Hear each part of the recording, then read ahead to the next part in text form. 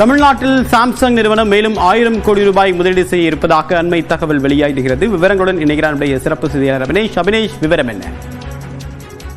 தேவப்பிரியன், தமிழ்நாடு சட்டப்பேரவையில் இன்று தொழில்துறை மற்றும் தொழில் ஊக்குவிப்புத்துறை மற்றும் தகவல் தொழில்நுட்பத்துறையினுடைய மானிய கோரிக்கை மீதான விவாதம் என்பது நடைபெற்று வருகிறது. இந்த விவாதத்துல இன்றைக்கு சட்டப்பேரவையில தொழில்துறை அமைச்சர் TRB ராஜா மிக முக்கியமான தகவல் ஒன்றை கொடுத்தார். குறிப்பாக தமிழ்நாட்டில் சாம்சங் நிறுவனம் மேலும் 1000 கோடி ரூபாய்க்கு முதலீடு செய்வதற்கு உறுதியளித்திருப்பதாக சட்டப்பேரவையில் தெரிவித்தார்.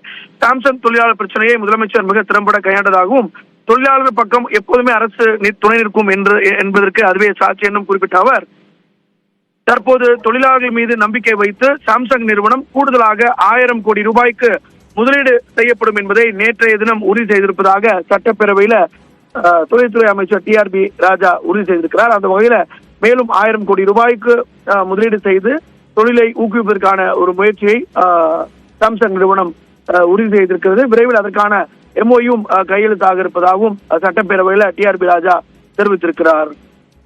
தேவப்பிரியன், தகவலுக்கு நன்றி அபினேஷ்.